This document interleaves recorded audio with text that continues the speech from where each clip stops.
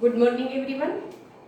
આપણે સામાજિક વિજ્ઞાન વિષયની અંદર પ્રકરણ 1, પ્રકરણ 2, પ્રકરણ 3, પ્રકરણ 4 અને પ્રકરણ 9 એમ અત્યાર સુધીમાં કુલ 5 પ્રકરણ જોયા. 1, 2, 3, 4 અને 9.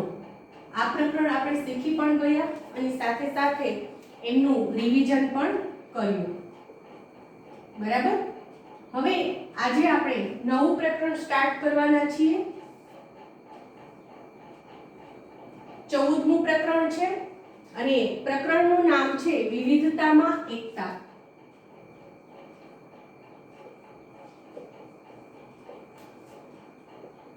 વિવિધતામાં એકતા. તો વિદ્યાર્થી મિત્રો, આપણને નામ ઉપરથી જ ખ્યાલ આવી જાય કે આ પ્રકરણની અંદર આપણે શું શીખવાનું છે. તો કે વિવિધતામાં એકતા એમના વિશે આપણે શીખવાનું છે. હવે આ જે પ્રકરણ છે એ પ્રકરણને આપણે બંધારણનો જે વિભાગ છે એની અંદર આપણે મૂકી શકીએ. પ્રથમ લેક્ચરની અંદર જ આપણે જ્યારે તમે છઠ્ઠા ધોરણની અંદર આવ્યા ત્યારે પ્રથમ લેક્ચરમાં જ મેં તમને વાત કરી હતી કે સામાજિક વિજ્ઞાન વિષય એટલે એની અંદર 3 ભાગ પડે છે. પહેલો ભાગ આવે છે ઇતિહાસ, બંધારણ અને ભૂગોળ. આ 3 વિષયનો સમન્વય એટલે થાય છે આપણો સામાજિક વિજ્ઞાન વિષય. તો આજે આપણે જે આ પ્રકરણ ભણવાનું છે, પ્રકરણ 14 વિવિધતામાં એકતા, આ પ્રકરણને આપણે બંધારણની અંદર મૂકી શકીએ. શા માટે? કારણ કે આ જે પ્રકરણ છે એ પ્રકરણની અંદર આપણા ભારત દેશની અંદર વિવિધ ધર્મના લોકો, વિવિધ સંસ્કૃતિ ધરાવતા લોકો, વિવિધ ભાષા ધરાવતા લોકો, ખોરાક પોશાક રહેઠાણની બાબતમાં વિવિધતા ધરાવતા લોકો, આ બધી જ બાબતમાં વિવિધતા હોવા છતાં સાથે મળીને રહે છે. એટલા માટે આપણે એમ કહી શકીએ કે આપણો ભારત દેશ છે એ વિવિધતામાં એકતા ધરાવતો દેશ છે. એટલે કે ભારત દેશની અંદર ધર્મ, ભાષા, સંસ્કૃતિ, રીત રિવાજ બધી બાબતમાં અસમાનતા જોવા મળે છે, છતાં પણ બધા સાથે હળી મળીને રહે છે. એટલે આપણો દેશ છે એ વિશ્વની અંદર એક આગવી ઓળખ ધરાવનાર દેશ છે. અન્ય તમે કન્ટ્રી લઈ લો તો એની અંદર આટલી બધી વિવિધતા નહીં જોવા મળે. યુરોપનું કોઈ પણ કન્ટ્રી લો તો ત્યાંના મોટા ભાગના લોકો છે ખ્રિસ્તી ધર્મના, ખ્રિસ્તી સંપ્રદાયની સાથે જોડાયેલા છે. પછી બીજો એવો કોઈ દેશ લઈ લઈએ આપણે, અફઘાનિસ્તાન, તો ત્યાંના લોકો મુસ્લિમ સંપ્રદાય સાથે જોડાયેલા છે. પરંતુ ભારત દેશ એવો છે કે જેની અંદર હિન્દુ પણ રહે છે, મુસ્લિમ પણ રહે છે, ક્રિશ્ચિયન પણ રહે છે, શીખ પણ રહે છે, ઈસાઈ પણ રહે છે. બરાબર.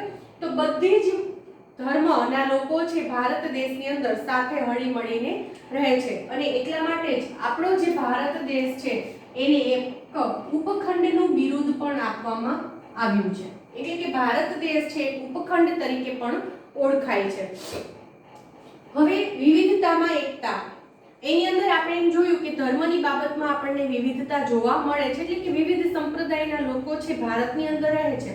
તો સાથે સાથે આ લોકોનો ખોરાક, પોશાક, રહેઠાણ એ બધામાં પણ વિવિધતા છે, છતાં પણ બધા છે સમન્વય સાધીને સાથે રહી શકે છે.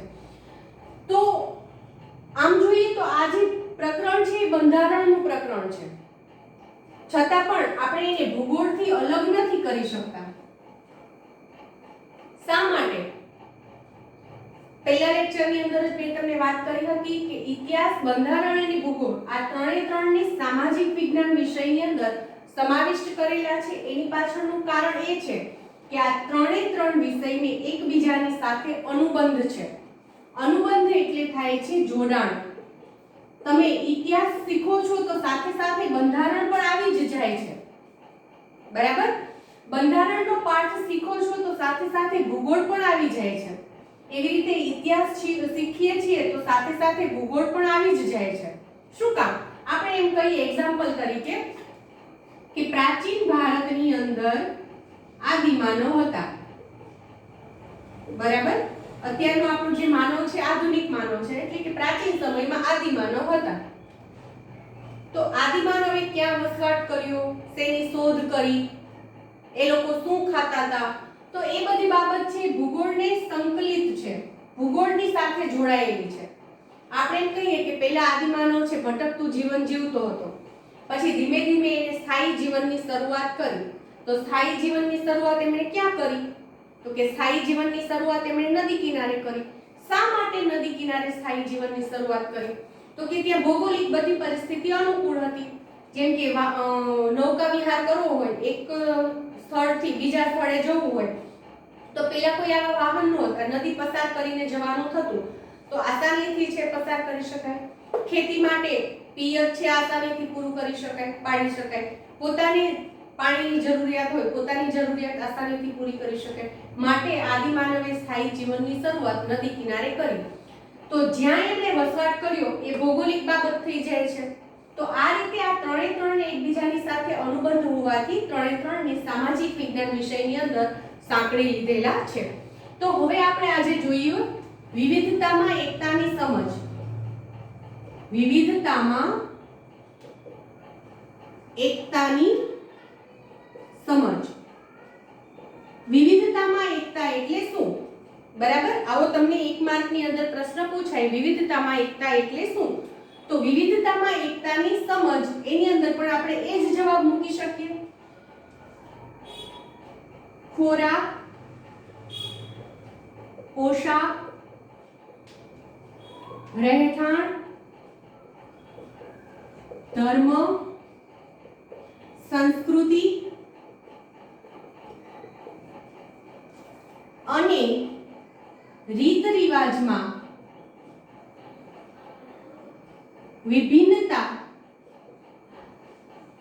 વિભિન્નતા હોવા છતાં બધા સમન્વય સાધીને રહેતા હોય તેને વિવિધતામાં એકતા કહી શકાય. વિવિધતામાં એકતા કહી શકાય. દાખલા તરીકે લખો, એટલે કે ઉદાહરણ તરીકે ભારત દેશ જે વિવિધતામાં એકતા ધરાવનારો દેશ છે. તો શા માટે આપણે ઉદાહરણ તરીકે ભારત દેશ મૂકી શકીએ? તો ભારત દેશનું તમે અવલોકન કરો તો ભારત દેશની અંદર હિન્દુ લોકો વસે છે, મુસ્લિમ લોકો વસે છે, શીખ લોકો વસે છે, જૈન લોકો વસે છે. બધાની સંસ્કૃતિ અલગ છે, બધાનો ધર્મ અલગ છે, બધાની ભાષા અલગ છે, છતાં પણ બધા સાથે રહે છે એક જ દેશની અંદર. તો એટલા માટે આપણે કહી શકીએ કે ભારત દેશ છે વિવિધતામાં એકતા ધરાવનાર દેશ છે. સમજૂતી તો કે વિવિધતામાં એકતા એટલે ખોરાક, પોશાક, રહેઠાણ, ધર્મ, સંસ્કૃતિ, રીત રિવાજ આ બધી જ બાબતની અંદર અસમાનતા હોવા છતાં, અલગ અલગ હોવા છતાં સાથે મળીને સમન્વય સાધીને રહેવું, જેને કહેવાય છે વિવિધતામાં એકતા. બરાબર, તમે કાશ્મીરથી લઈને કન્યાકુમારી સુધી જુઓ ભારત દેશની અંદર, તો બધામાં તમને વિવિધતા જોવા મળશે. લોકોના ખોરાકમાં, એમના રહેઠાણમાં, એમના પોશાકમાં, બધામાં વિવિધતા જોવા મળે છે. અને આ કારણે જ આપણો ભારત દેશ એક ઉપખંડ બની ગયો છે. હવે આપણે જોઈએ ધાર્મિક બાબત, એટલે કે ધર્મની અંદર વિવિધતા કેવી રીતે જોવા મળે છે. બરાબર,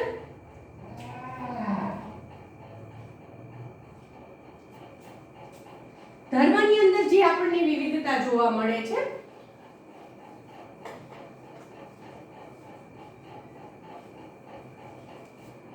તો આપણા દેશમાં વિવિધ ધર્મ ની સાથે સંકળાયેલા લોકો રહે છે. એટલે કે વિવિધ ધર્મની અંદર આસ્થા, શ્રદ્ધા ધરાવનાર લોકો રહે છે. જેમ કે હિન્દુ, ઇસ્લામ, ખ્રિસ્તી, જૈન, બૌદ્ધ, બરાબર, જરથોસ્ત્રી વગેરે. તો આ બધા જ લોકો છે, બધા જ સંપ્રદાય, અલગ અલગ સંપ્રદાયની સાથે જોડાયેલા છે.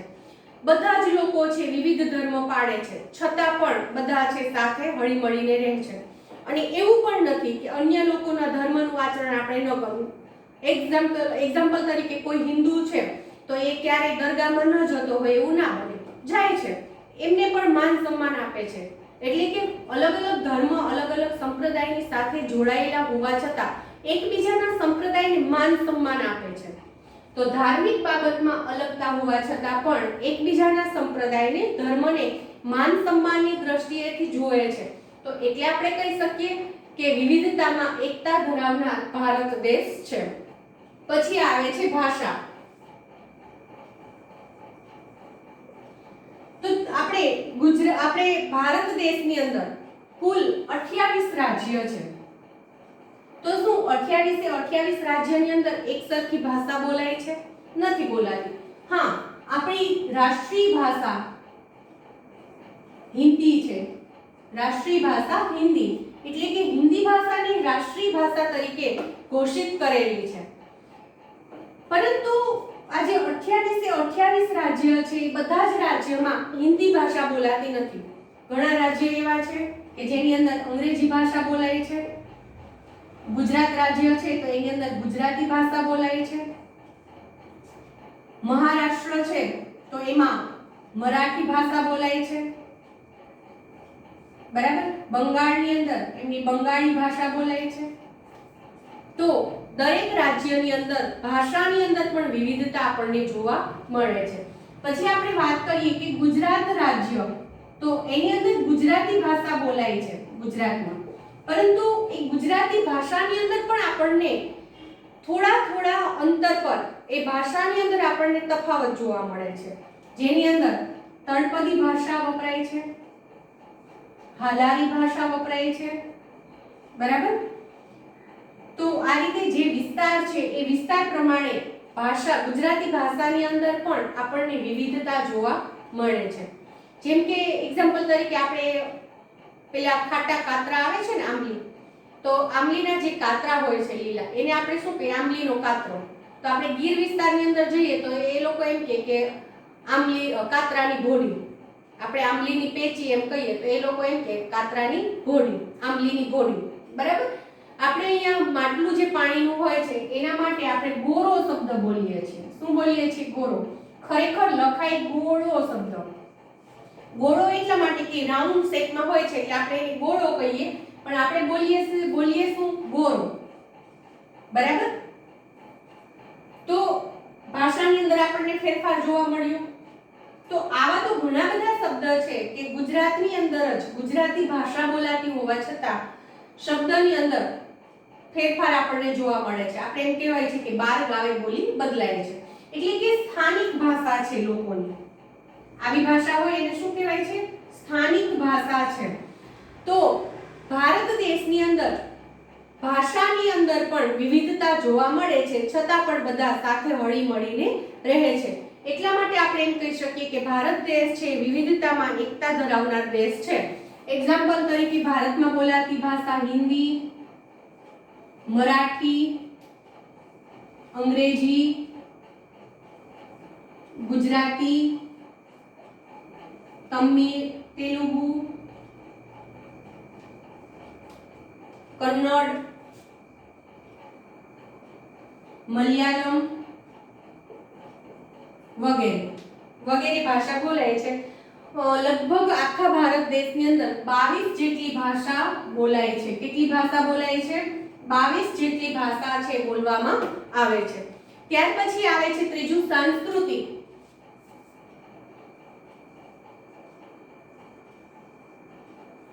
સાંસ્કૃતિક બાબતમાં પણ આપણને તફાવત જોવા મળે છે. આપણા દેશમાં ધર્મ અને ભાષામાં ભિન્નતા હોવાથી સંસ્કૃતિની બાબતમાં ભિન્નતા હોવાની જ છે. તો એ બહોળા પ્રમાણમાં, મોટા પ્રમાણમાં જોવા મળે છે. વિવિધ પ્રદેશ કે રાજ્યમાં સાંસ્કૃતિક વિવિધતા છે સરળતાથી જોઈ શકાય છે. સંસ્કૃતિ એટલે શું? તો સંસ્કૃતિને આપણે આપણા રીત રિવાજ જે છે એમની સાથે જોડી શકીએ. જેમ કે મુસ્લિમ લોકો છે ઈદનો તહેવાર સેલિબ્રેટ કરે છે, જ્યારે હિન્દુ લોકો છે દિવાળી, મકર સંક્રાંતિ, હોળી, ધૂળેટી, દશેરા એવા તહેવાર સેલિબ્રેટ કરે છે. ખ્રિસ્તી લોકો છે તો ક્રિસમસ, નાતાલનો તહેવાર સેલિબ્રેટ કરે છે. બૌદ્ધ લોકો છે તો બુદ્ધ જયંતિ છે સેલિબ્રેટ કરે છે. જૈન લોકો છે મહાવીર જયંતિ સેલિબ્રેટ કરે છે. આ જ રીતે કેરળની અંદર ઓણમ છે એ તહેવાર છે, ફેસ્ટિવલ છે, સેલિબ્રેટ કરવામાં આવે છે. તો ભારત દેશની અંદર જુદા જુદા સંપ્રદાયના લોકો, જુદી જુદી ભાષા ધરાવનાર લોકો વસે છે, છતાં પણ એકબીજાના તહેવારો સાથે મળીને સેલિબ્રેટ કરે છે. એટલે કે સંસ્કૃતિની બાબતમાં પણ આપણને રીત રિવાજ, સંસ્કૃતિની બાબતમાં પણ આપણને ફેરફાર છે, તફાવત છે જોવા મળે છે, છતાં પણ એકબીજાના જે આ તહેવારો છે એને પણ માન સન્માન આપીને સાથે બધા સેલિબ્રેટ કરે છે. તો તહેવારો ક્યાં ક્યાં સેલિબ્રેટ કરવામાં આવે છે તેના નામ આપણે લખીએ. દિવાળી, મકર સંક્રાંતિ,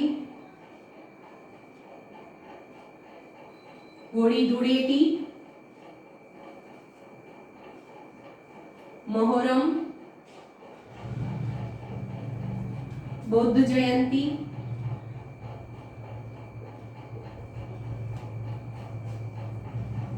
મહાવીર જયંતી, અષાઢી બીજ, રક્ષાબંધન, નાતાલ વગેરે. આ સિવાય પણ ઘણા બધા તહેવાર છે. દશેરાનો તહેવાર છે, નવરાત્રીનો તહેવાર છે, એ બધા આપણે સેલિબ્રેટ કરીએ છીએ અને બધા જ લોકો છે સાથે મળીને તહેવાર છે એ સેલિબ્રેટ કરે છે.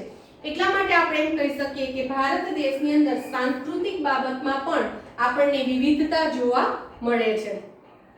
એ જ રીતે વિવિધતા હોવાથી જો કેટલી બાબતમાં વિવિધતા આવી, ધર્મની બાબતમાં આવી વિવિધતા, ભાષાની બાબતમાં વિવિધતા આવી, સંસ્કૃતિની બાબતમાં વિવિધતા આવી, એટલે કે રીત રિવાજની બાબતમાં વિવિધતા આવી. તો હવે આવે છે ખોરાક, પોશાક ને રહેઠાણની બાબતમાં પણ વિવિધતા છે.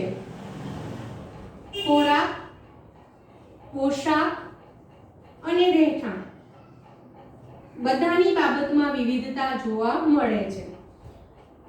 જેમ કે ગુજરાતીઓ છે એ ગુજરાતી સ્ત્રીઓ છે શું પહેરે છે તો કે ચોલી, ચણિયો અને ચુંદડી, ઓઢણી પહેરે છે. અત્યારે સાડી પહેરે છે, બરાબર. પછી પહેલાના આપણે ગુજરાતી પુરુષોની વાત કરીએ તો એ લોકો છે ધોતી, પેરણ અને ઉપર પાઘડી બાંધતા, ટોપી પહેરતા. અત્યારે એની જગ્યાએ પેન્ટ અને શર્ટ આવી ગયા છે. તેવી રીતે મહારાષ્ટ્રની અંદર જોઈએ તો લેડીઝ જે સાડી પહેરે છે એ સાડી કઈ રીતની હોય છે, આ રીતે આમ ધોતી કરીને પહેરેલી હોય છે. અને ત્યાંના જે મરાઠી પ્રોપર મહારાષ્ટ્રના છે એ લોકો, જેન્ટ્સ લોકો માથે ટોપી ઓઢે છે અને લેંઘા જેવું પહેરે છે એ નીચે, બરાબર. તો એવી જ રીતે આપણે ગુજરાત રાજ્યમાં જ કચ્છની અંદર જઈએ તો કચ્છના લોકો છે એમનો જે પોશાક છે એમાં પણ વિવિધતા જોવા મળે છે. કે અમુક લોકો છે ગુજરાતમાં લેડીઝ છે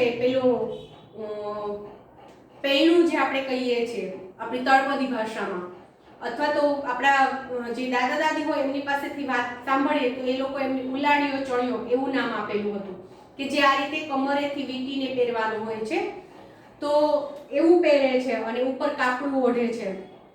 તો આ રીતે આપણને વિવિધતા જોવા મળે છે. પછી આપણે બેંગ્લોર બાજુ જઈએ તો ત્યાંની સ્ત્રીઓ બેંગલુરી સાડી પહેરે છે, આપણે જેને બેંગોલી સાડી કહીએ છીએ, બરાબર. એવી પહેરે છે અમુક લોકો. તો આ રીતે આપણને વિવિધતા જોવા મળે છે. તો પોશાકની બાબતમાં પણ આપણને વિવિધતા જોવા મળે છે. તો એ જ રીતે બધાના ખોરાકની બાબતમાં પણ વિવિધતા જોવા મળે છે.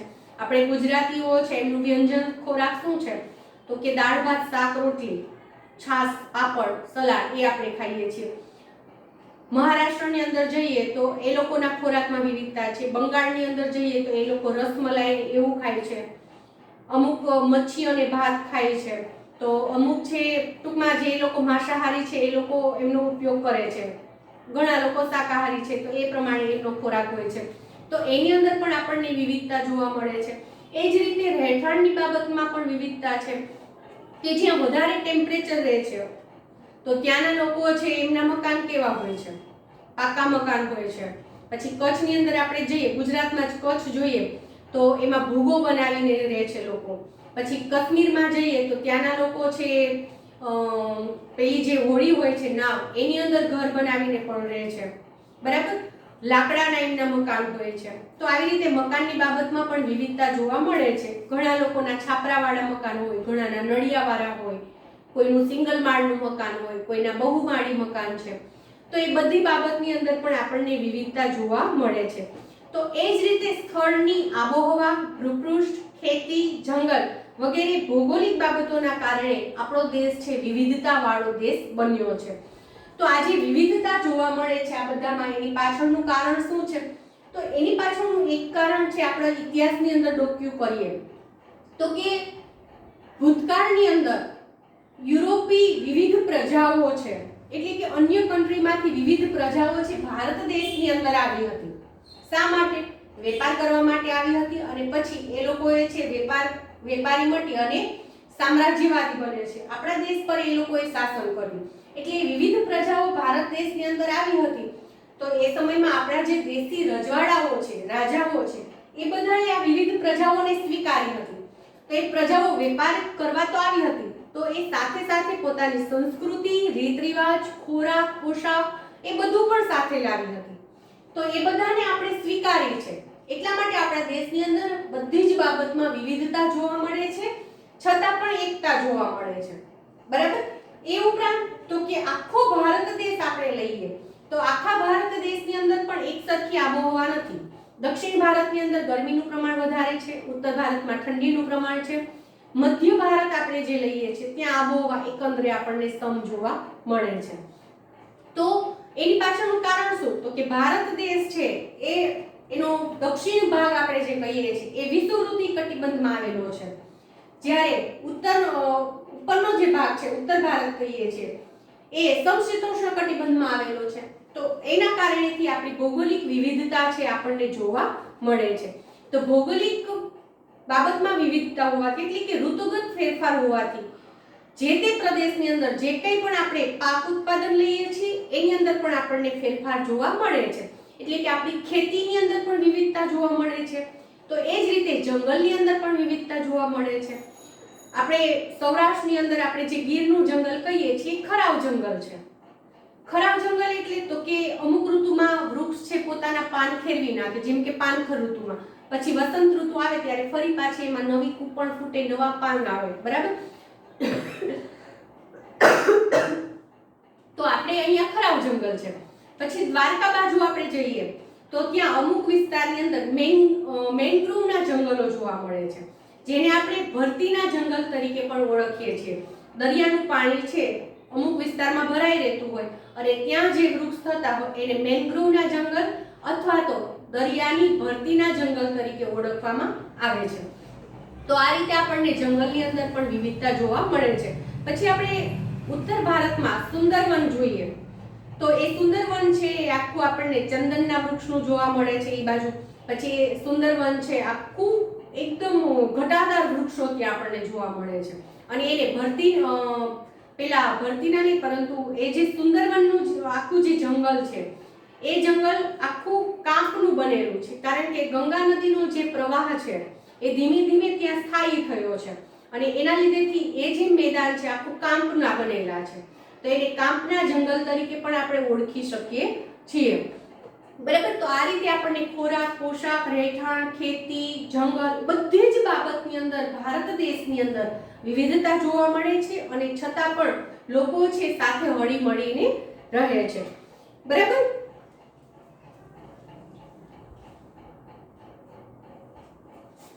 તો આજે આપણે આપણો કેટલા ટોપિક આપણે કવર કર્યા તો કે વિવિધતામાં એકતાની સમજૂતી મેળવી, ધર્મની અંદર આપણને વિવિધતા જોવા મળે છે, ભાષાની અંદર વિવિધતા જોવા મળે છે, સાંસ્કૃતિક બાબતમાં વિવિધતા જોવા મળે છે, ખોરાક, પોશાક, રહેઠાણ, રીત રિવાજ, માન્યતાઓ એ બધી બાબતમાં આપણને વિવિધતા જોવા મળે છે. આપણા જંગલો છે એમાં વિવિધતા છે, ખેતી છે એની અંદર વિવિધતા છે. ટૂંકમાં આખો દેશ વિવિધતાથી ભરેલો હોવા છતાં પણ સાથે હળી મળીને રહી શકે છે. માટે આપણે એને કહીશું કે ભારત દેશ છે વિવિધતામાં એકતા ધરાવનારો દેશ છે. હવે એ જ રીતે આપણે ખોરાક, પોશાક, રહેઠાણ એ બધું જોયું. તો એ રીતે દરેક રાજ્યની અંદર જે નૃત્ય થાય છે એની અંદર પણ આપણને વિવિધતા જોવા મળે છે. ગુજરાતની અંદર ગરબા છે એ નૃત્ય છે, ગરબા આપણે લઈએ છીએ.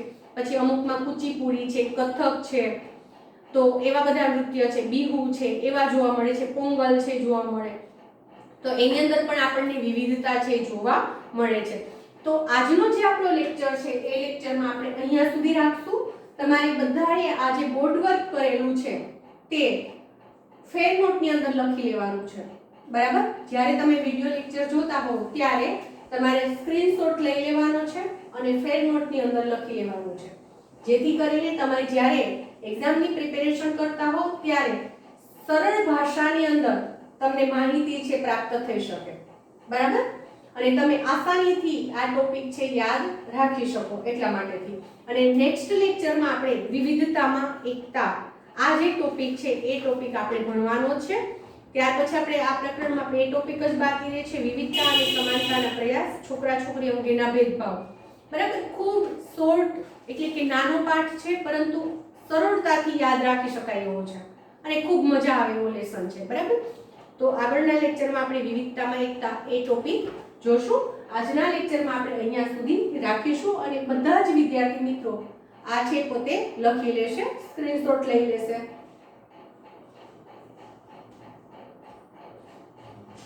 Okay, thank you.